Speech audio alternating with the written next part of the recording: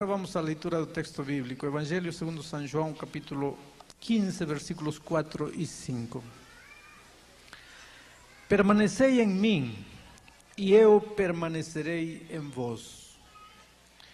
Como não pode o ramo produzir fruto de si mesmo, se não permanecer na videira, assim nem vós podereis produzir frutos, se não permanecerdes em mim.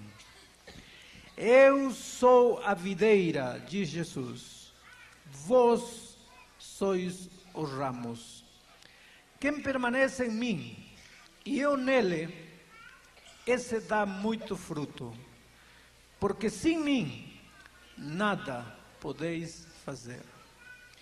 Amigos queridos de todos os países do mundo que receberam a mensagem através da televisão e os amigos que estão presentes aqui, quero lhes dizer uma verdade que pode ser surpreendente. Tornar-se cristão, aceitar Jesus, abrir o coração a Jesus, ir à frente entregando-lhe a vida a Jesus, não é muito difícil. Isso até que é relativamente fácil. Difícil é permanecer cristão. Tornar-se cristão não é muito difícil. Difícil é permanecer na decisão que você tomou. Porque você verá que o inimigo fará de tudo para desanimar você. De tudo para você cortar seu relacionamento com Cristo. E aqui está um texto que acabo de ler. Foram palavras de Jesus que ele disse para os seus discípulos na noite que ele estava indo para o Jardim das Oliveiras, aliás, para o Jardim do Getsemane, para o Jardim das Oliveiras, naquela noite de lua cheia. A lua atravessava através das folhas das árvores.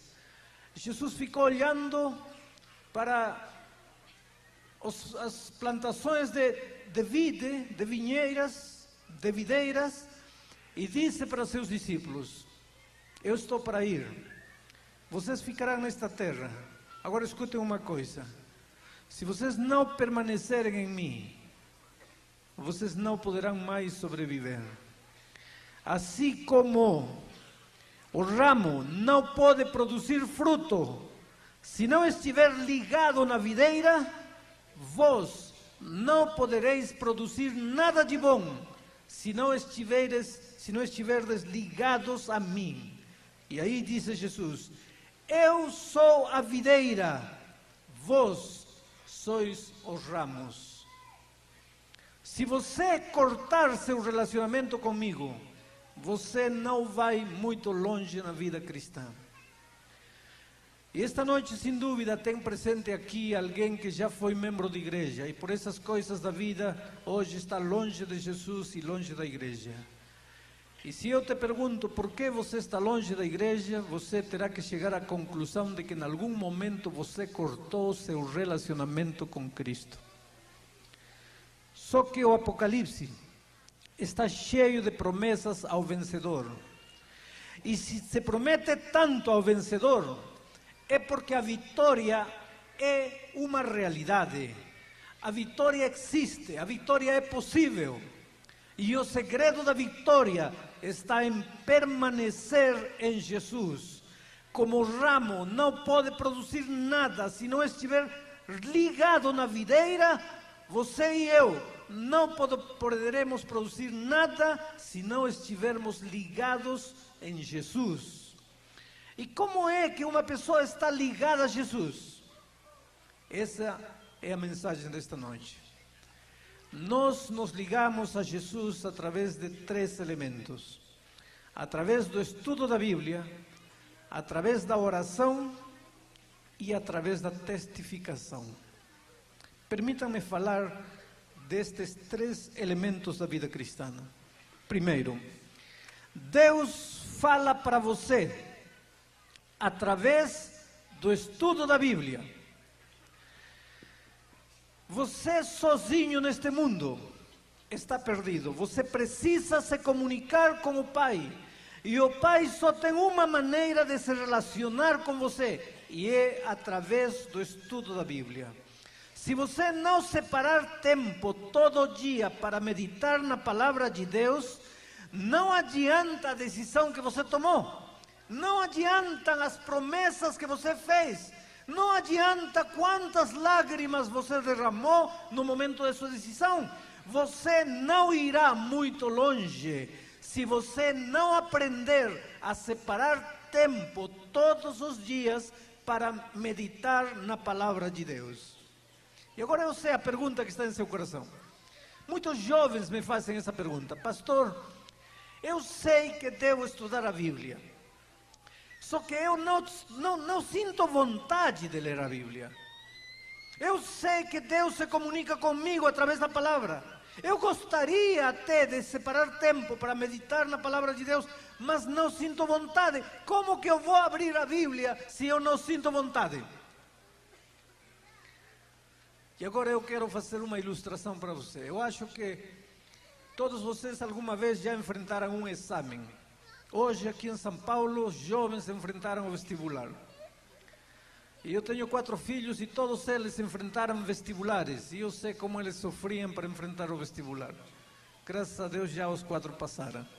Mas eu vi como eles suaram, como eles sofriam, como eles estudavam para enfrentar o vestibular.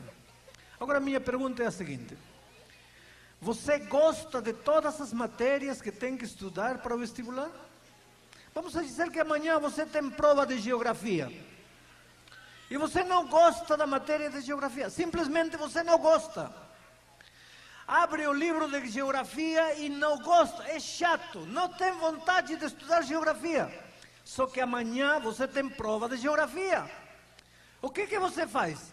A matéria é chata, o livro é chato, geografia é chata. Você não tem vontade, não tem a mínima vontade.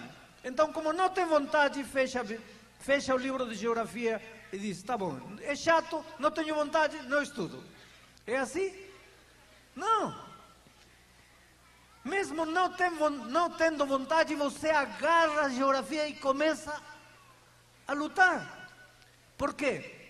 Porque amanhã você tem o vestibular de geografia. E se você não passar na matéria, não entra na universidade.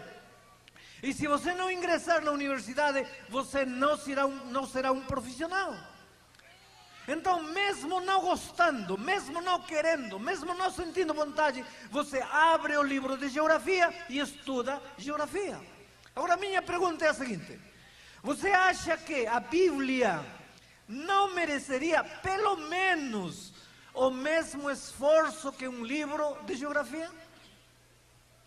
Porque do estudo da Bíblia, da meditação na palavra de Deus, não depende você passar no vestibular, depende você passar no vestibular da vida eterna. Então você não acha que, se você se esforça para estudar geografia, não deveria se esforçar para estudar a Bíblia? Agora eu vou te dizer uma coisa: quando você vai a Deus, Ele pode fazer maravilhas na tua vida. Infelizmente, eu gostaria de encontrar um versículo que diga que você, não querendo se comunicar com Deus, Ele vai fazer algo por você. Mas não existe esse versículo. É você que tem que abrir a Bíblia e dizer ao Senhor Jesus: não tenho vontade de ler, mas eu sei que preciso ler. E começar a ler. E pega um versículo e medita nesse versículo. Você tem que aprender a gostar deste livro. Sabe, para você gostar, você tem que entender algumas coisas. Primeiro, este livro não é um livro de história, nem de geografia, nem de profecias, nem de bichos, nem de monstros, nem de proibições, nem de normas. Embora tenha tudo isso, este não é isso. Não é um livro dessas coisas. Este livro é a carta de amor que Jesus escreveu para você. Jesus não tinha outra maneira de dizer: filho, te amo. E Ele inspirou homens para escreverem este livro. Este livro é a carta de amor que Deus escreveu para o ser humano. Desde o Gênesis até o Apocalipse, há um fio vermelho atravessando cada página deste livro. É o fio vermelho do sangue de Jesus. Este livro não foi escrito com tinta, foi escrito com sangue. E essas letras vermelhas gritam o amor de Deus para o ser humano. Então, não encare como um livro chato. Tente enxergá-lo como a carta de amor. Uma carta de amor que Jesus escreveu para você. Eu acho que todos aqui alguma vez já receberam uma carta de amor. Que faz a garota quando recebe uma carta de amor do namorado? Abre, rasga o envelope e lê a carta. E guarda. 2 minutos depois tira o envelope e lê novamente a carta. E guarda. Não passam 3 minutos, tira o envelope e lê novamente a carta. E repete uma vez e outra vez. E quando chega a noite, ela já sabe de cor a carta. Mesmo assim, tira o envelope e lê novamente a carta. Porque é uma carta de amor. Eu não acredito que você recebe uma carta da namorada e abre o envelope e diz: que chato, vou ter que ler a carta do namorado. Não, não é assim. Você está apaixonado pelo autor da carta. Então você gosta de ler a carta. Encare este livro como a carta maravilhosa de amor escrita para você. Não é um livro chato, é uma declaração de amor para você. Quando você está triste, você encontra forças aqui. Quando a morte te arranca um ser querido, você encontra esperança aqui. Quando você está enfermo, você encontra conforto aqui. Quando você está desempregado e quando você não tem dinheiro no bolso, você encontra um verso bonito que Davi escreveu e disse: já fui moço e agora estou velho, mas nunca na minha vida vi um justo desamparado, nem seus filhos mendigando pão. Que coisa maravilhosa! Deus te responde às inquietudes que você tem. Encara a leitura deste livro como a leitura de uma carta de amor. Outra coisa, não pega este livro por obrigação. Tenho que ler 4 capítulos hoje. Bom, e vai lendo, não está entendendo nada, não está compreendendo nada, e só por uma obrigação vai lendo. Esse tipo de leitura da Bíblia não te ajuda de nada. Lê um versículo da Bíblia e medita nesse versículo. Pensa, o que esse versículo está dizendo hoje aqui?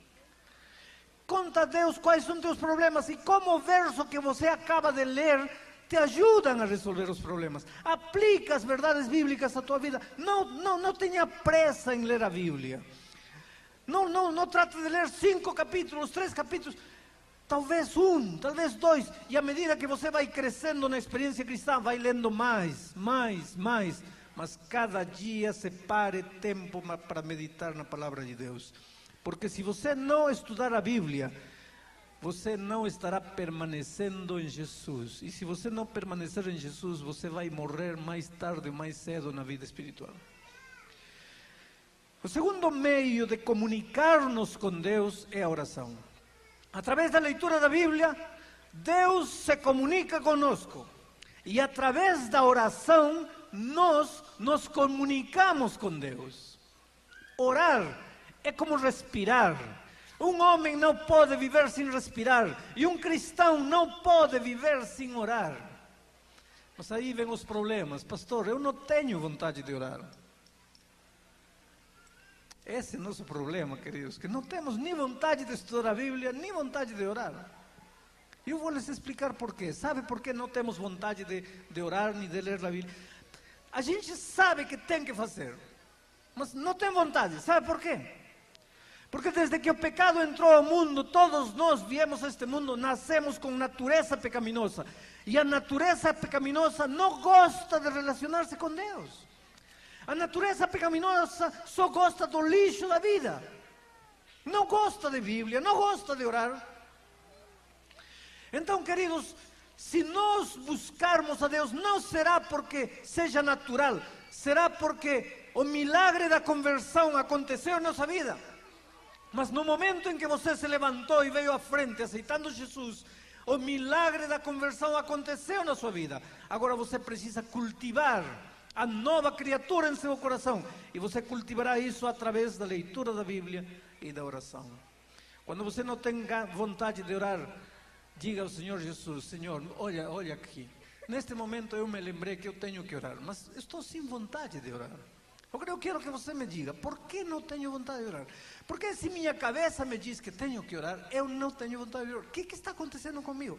E você começa a falar, e você começa a questionar a Deus, só que à medida que você vai fazendo isso, de repente seu diálogo com Deus vai se abrindo. Muitos não têm vontade de orar porque não sabem orar. Muitos acham que orar é rezar. Orar não é rezar.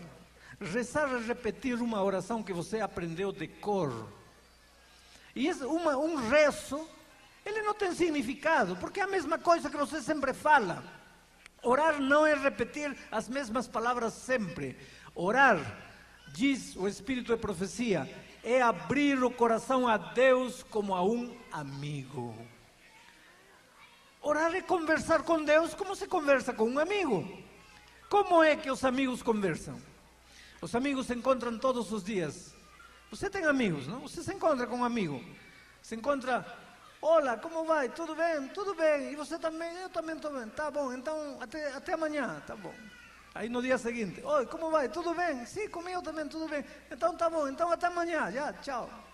No dia seguinte, olá, como vai? Tudo bem? Tudo bem? Comigo também, até amanhã, tchau. Os amigos fazem isso? Não. Então por que nós falamos, Pai nosso que estás no céu, santificado seja teu nome? Todos os dias, Pai nosso que estás no céu, santificado seja teu nome. Abençoa meu pai, abençoa minha mãe, abençoa minha tia. Isso não é orar. Orar é falar com Deus como se Ele fosse nosso amigo. O que amigos falam? Amigos falam de tudo. Os amigos os amigos, eu não sei se ganhou o Vasco ou o Flamengo, mas os amigos vascaínos se perderam hoje, eles se encontram e dizem, você está triste, eu também, você viu, Edmundo não fez nada, tá. Começam a conversar. Amigos conversam. Em Brasil temos uma expressão bonita, bater papo. Pois orar é bater papo com Deus. Senhor, estou triste porque o Flamengo perdeu, por que isso? Agora vocês dizem, mas pastor, o que é isso? Como estás falando para Deus de Flamengo, de Vasco? Tem tanta coisa importante que falar, você está falando de Flamengo. É que essa é a tragédia da oração. Você não pode fabricar a oração. A gente às vezes diz, Senhor, me abençoa, me cuida, me protege, me sara, me dá emprego, me aumenta a fé, me aumenta a consagração. A gente idealiza Deus, a gente usa Deus para coisas espirituais, mas no dia a dia, a gente não fala com Deus. Por que você um dia não tira o sapato e mostra para Deus? Olha Senhor, o sapato, um buraco aí, estou precisando de um sapato novo, não tem... Fala com Deus, conversa com Deus, fala do Vasco, fala do Flamengo, fala da Bolsa de Valores, fala do desemprego, fala do carro velho, conversa com Deus. Quando você está chateado, fala, Senhor, estou triste, estou chateado, está dando tudo errado. Você fala do Vasco com um amigo, mas não fala do Vasco com Deus, porque teu amigo é teu amigo e Deus não é teu amigo. Você não deixa Deus ser teu amigo. Você programa Deus, você coloca Deus lá em cima. Aqui na terra não, você não entra aqui, você fica lá para as coisas espirituais. Aqui na vida eu sozinho me viro. E não é assim. Quando você começa a sentir a alegria de falar com Deus, chega à noite, Senhor, olha, eu vou te contar o que eu fiz. Porque orar não é para informar a Deus. Você não tem nada que informar, Deus sabe tudo. O que vai ter que informar a Deus? Deus sabe o que você pensou, o que você sentiu, o que você fez, o que você não fez. Deus sabe tudo. Então, orar não é para informar. Orar é para nós criar dentro de nossa dependência, para relacionar-nos com Ele. Então, quando chega a noite, você fala, Deus, vou te contar o que fiz hoje. E conta para Ele, olha, eu me levantei às 5 da manhã e peguei o ônibus, fui lá, comprei isso, acho que eu fiz uma compra errada, acho que amanhã vou devolver o negócio porque não está me convencendo. Conversa. E se você vai conversando com Deus, vai chegar à noite, você vai conversar com Ele meia hora, 1 hora, 2 horas, não vai sentir o tempo passar, porque está batendo papo com Deus. Agora, se para falar, Pai nosso que estás no céu, santificado seja... Para isso, em 2 minutos a oração acabou, o que mais vai falar? Mas se você conversa com Deus, aí a oração vai durando. Às vezes deitada na cama, ou deitado na cama, conversa, meia-noite, aí acorda, em lugar de estar pensando nas borboletas ou contando cordeirinhos aí para dormir, conversa com Deus. Não há coisa mais linda que dormir falando com Deus. Os esposos vão me entender. Às vezes os esposos estão conversando à noite, não? Conversa, olha, de repente só um sozinho está falando, o outro já está dormindo a tempo. Com Deus é a mesma coisa, você vai conversando, daqui a pouco você já está dormindo. E dorme conversando. E quando acorda, acorda conversando. E cristianismo é viver com Jesus dessa maneira. Isso é vida cristã. Alguns jovens me dizem, pastor, quando eu oro, eu sinto que minha oração não passa do teto. E eu também, quando era jovem, sentia que minha oração não passava do teto. E um dia fui onde um professor e perguntei, pastor, por que quando eu oro, sinto que minha oração não passa do teto? Ele disse, filho, é muito fácil, quer resolver isso? Sim, pastor. Então ora ao ar livre, aí não tem teto. Aí. Mas ele estava brincando comigo, ele não estava falando sério. Você pode orar ao ar livre e igualmente sente que a oração não passa do teto. Por que você sente que a oração não passa do teto? Sabe por quê? Porque você ora para lá. Você não tem que orar para lá. Você tem que orar para aqui. Porque Jesus está aqui, contigo, deitado na cama, ajoelhado contigo, sentado contigo. Então, quando você conversa com um amigo, você não precisa sentir que a tua oração passa do teto. Você conversa com quem está ao teu lado. Isso é orar, isso é conversar. E se você não aprender a orar, a conversar com Deus, você não vai sobreviver na vida cristã. E o terceiro elemento para continuar crescendo e permanecer firme na fé é a testificação. Você era infeliz, você não tinha paz, você estava mergulhado nas drogas, você era um ateu, um incrédulo, mas isso doía teu coração, tua família estava estraçalhada, você não sabia o que fazer com a vida, e um dia encontrou Jesus e se apaixonou por Ele e lhe entregou a vida.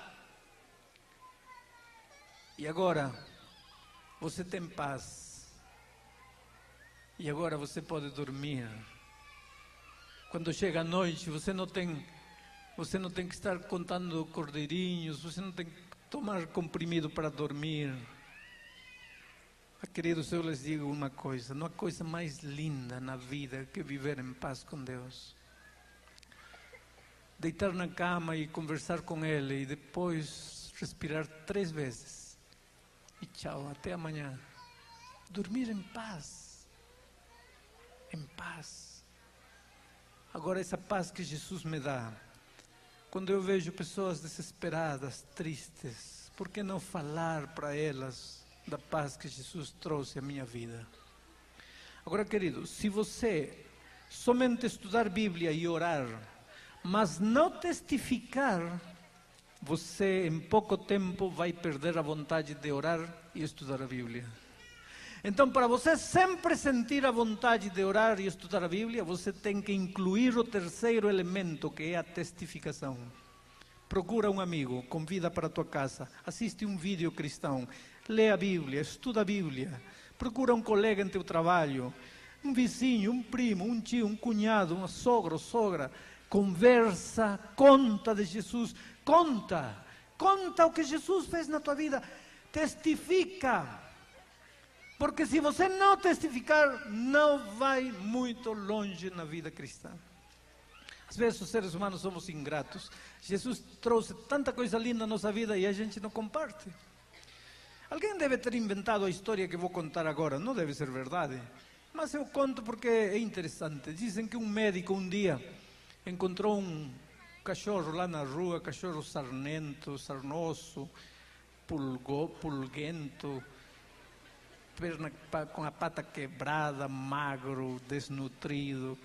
E o médico teve pena do cachorro e levou para casa. curou as feridas, curou a perna, colocou uma tábua aí, alimentou. Em 2 meses o cachorro estava bonito, pelo lustroso, brilhante, gordo, uma maravilha de cachorro.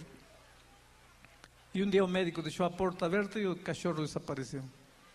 E o médico pensou, cachorro ingrato. Como eu encontrei na rua, fiz de tudo por ele, deixei a porta aberta e já sumiu. Na manhã seguinte o médico acordou porque alguém estava raspando a porta. Ele foi, abriu, aí estava o cachorro de volta. Só que estava trazendo 5 cachorros magros, pulguentos, com a perna quebrada. Não deve ser verdade, alguém deve ter inventado essa história. Mas cada vez que a gente não tem vontade de falar a outro do que Jesus fez na vida, é bom lembrar do cachorro sarnento. Porque se até o cachorro busca outro cachorro, nós deveríamos buscar outras pessoas que não têm paz no coração. E tem tanta gente sofrendo na vida, queridos. Tem tanta gente sofrendo. Às vezes, nos aeroportos eu vejo aí sentadas, pessoas sozinhas, tristes, com os olhos perdidos. E como quem não quer nada, fico sentado ao lado e falo, você tem problemas? Olhe para mim. Quem é você? Você está com problemas, não? Como você sabe? Todos os seres vivem abrumados, cheios de problemas. E quando a gente conversa, quando a gente fala do amor de Jesus, pode ver as lágrimas de emoção nos corações. As pessoas que sofrem sozinhas, não tem paz. E Jesus trouxe um dia paz ao coração. Por que não compartilhar essa paz? Agora, queridos, vocês que estão me ouvindo aí na televisão, vocês que tomaram a decisão esta semana, lembrem-se, separar tempo para estudar a Bíblia, Deus se comunica contigo através da Bíblia. Separar tempo para orar, você se comunica com Deus através da oração. E separar tempo para testificar. Quando você conta para outros o que Jesus fez por você, você vai sentir vontade de continuar estudando a Bíblia e continuar orando. E dessa maneira você estará permanecendo em Cristo e Cristo em ti. E se você permanecer em Cristo e Cristo em ti, você produzirá muitos frutos. Essa é a promessa maravilhosa de Jesus. Eu olho para vocês, queridos, e repito mais uma vez, se vocês são iguais a mim, então vocês têm o mesmo sonho que eu tenho, de ver um dia Jesus, pessoalmente, quando Ele voltar a esta terra, e poder abraçá-lo.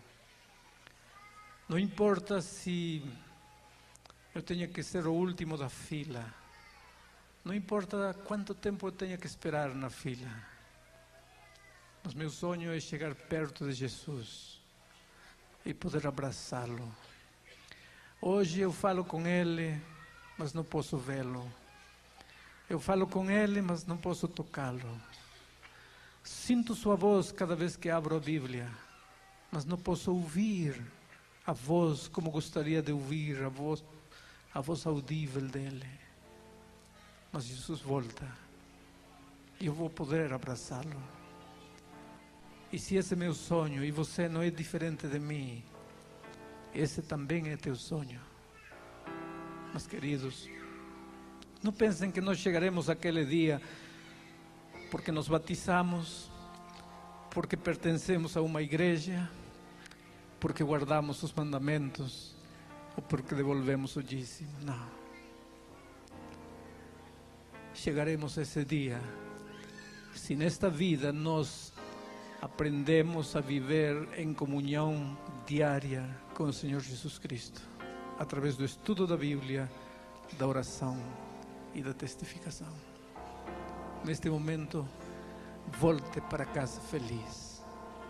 Você é a coisa mais linda que Deus tem nesta vida. Não importa quantas vezes você errou no passado, Deus te deu esta semana a oportunidade de recomeçar. Não importa quão longe você andou de Deus, Deus te deu esta oportunidade, esta semana, a oportunidade de entregar-lhe o coração. Permaneça firme até o fim. Se por algum motivo escorregar na vida, não desanima. Acredita no poder maravilhoso de Jesus. Acredita na sua misericórdia. Levanta-te e continua andando com Jesus Cristo até o fim.